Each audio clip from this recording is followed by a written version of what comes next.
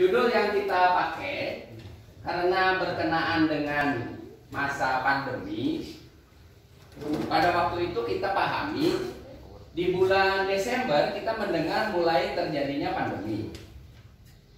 Pembelajaran bulan Januari sudah berjalan biasa, walaupun belum masuk ke katakanlah Sukabumi ya. Indonesia juga belum begitu ramai.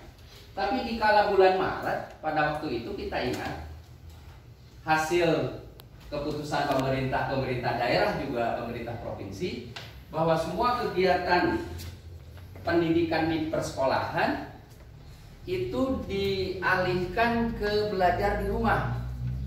Kan ini cukup mengagetkan semua, terutama siswa dan juga guru. Sebelumnya kita tidak pernah dilatih dulu bagaimana BDR, belajar dari rumah, harus seperti apa, pembelajaran jarak jauh seperti apa. Ujungnya di bulan Maret, April, Mei sampai Juni di akhir semester, ternyata adanya sekemampuan masing-masing tanpa dibekali. Dengan melihat hasilnya, nanti saya paparkan, oh ternyata dengan tidak ada persiapan begitu minim hasilnya. Jadi kita tidak bisa maksimal kalau tanpa ada kegiatan persiapan kali itu. Pengalaman Maret, April, Mei, Juni itu kita sudah punya pengalaman dan beberapa evaluasi yang sudah kita lakukan, baik itu dari sisi guru maupun dari siswa, ini menjadi bekal. Oh berarti harus ada upaya. Maka SMP 2 mengadakan workshop, yaitu workshop tentang pembelajaran jarak jauh. Yang menjadi latar belakang, tadi sudah secara umum saya gambarkan bahwa di akhir tahun 2019 mulai penyebaran wabah corona. Kemudian pada bulan Maret 2020 pembelajaran tatap muka dihentikan guna pencegahan. Pada dasar betul-betul merajalela tidak terkendali, maka di bulan Maret pembelajaran dipindahkan ke rumah. Yang ketiga, dengan pembelajaran jarak jauh yang diterapkan, kemudian peserta didik belajar dari rumah. Ini yang melatar belakangi semua, sehingga kita punya tujuan seperti itu adanya. Karena kemampuan guru di saat harus diberlakukan itu betul-betul katakanlah minim, tidak merata, hanya beberapa. Nah, apalagi siswa peserta didik, bagaimana partisipasi peserta didik di kala memasuki masa pandemi dengan pembelajaran jarak jauh? Kita ingin mencoba meningkat, rasakan dalam posisi saya sebagai gurunya sekarang. Di kala saya menjadi siswa belum pernah seumur saya ada pembelajaran di rumah yang segitu lama sampai sekarang. Ini menjadi pengalaman yang berharga. Kemudian mendokumentasikan praktik terbaik, ini disebut best practice tadi. Jadi ternyata dikala dipraktekkan workshop ini, nanti kita lihat hasilnya. Dan ini bukan hasil yang hasil awal-awal. Kita mendata semua. Kita bisa melihat bagaimana hasil absen setiap hari dikala sebelum adanya workshop. Bagaimana partisipasi siswa sebelum, nanti kita bisa saya tayangkan nanti. Rumusan masalahnya, apakah dengan workshop penerapan model pembelajaran jarak jauh guru dapat meningkatkan kemampuan dalam pengelolaan pembelajaran? Ini yang menjadi upaya kita. Dengan workshop ini apakah ada kenaikan kemampuan dalam mengelola pembelajaran, khususnya bagi guru, sehingga nanti berdampak kepada semua siswa. Manfaatnya, yang pertama adalah bagi guru dapat meningkatkan pelayanan pengelolaan pembelajaran jarak jauh terhadap peserta didik. Kita harapkan 2016. Kemudian yang kedua, surat edaran SE-nya Menteri Pendidikan Nasional nomor 4 tahun 2020. Kemudian surat edaran Sekretaris Jenderal Kementerian Pendidikan Kebudayaan nomor 15 tahun 2020. Dan yang terakhir, sarana pembelajarannya yang harus kita siapkan. Kebetulan kita memilikilah sarana untuk itu. Kemudian SDM-nya, sumber daya manusianya. Ada beberapa faktor penghambat. Yang pertama, model pembelajaran tidak fleksibel. Ini di awal. Ternyata kaku, tidak fleksibel. Karena tidak terbiasa dengan PJJ, dengan BDR ini. Guru, siswa, orang tua juga banyak ngeluh. Kemudian yang kedua, motivasi belajar peserta didik nanti akan terlihat seperti apa. Kemudian sarana yang dimiliki oleh peserta didik, ini yang paling utama nih. Sarana yang dimiliki oleh peserta peserta didik. Ini nih yang menjadi masalah kendala bagi kita karena dari orang tuanya. Google Drive hanya 70%. Kemudian memiliki fasilitas media pembelajaran 90%. Yang kalau kita coba presentasikan seperti ini, kalau kita buat grafiknya. Ini luringnya, persentasenya, daringnya, dan seterusnya. Ini sebelum workshop. Bagaimana dengan peserta didik? Partisipasi peserta didik di kala bulan Maret sampai Juni sebelum workshop. Kelas 7 kita lihat itu hanya 40%. Apalagi kelas 7 dari SD-nya aja nggak pernah mengenal. Pas ke SMP masuk, tahun ajaran baru, PPDB selesai, hanya berapa bulan? Apalagi di bulan Juli ya langsung kalau orang tuanya datang menyerahkan anaknya, langsung suruh belajar di rumah.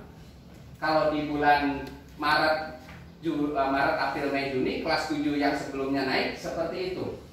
Kelas 7-nya ini yang di awal sebelum ada workshop. Kelas 8 mulai mending 45% dan kelas 9 ada 53%. Ini lihat dari partisipasi peserta didiknya dalam kegiatan PJJ atau BDR-nya. Nah, kita coba untuk peningkatan ini dengan melaksanakan workshop. Yang pertama, workshop dilaksanakan selama 3 hari dengan susunan materinya sebagai berikut. Hari pertama, pengelolaan pembelajaran melalui Google Classroom. Jadi pada dasarnya guru dianggap belum merata, semua itu dianggap tidak bisa lah.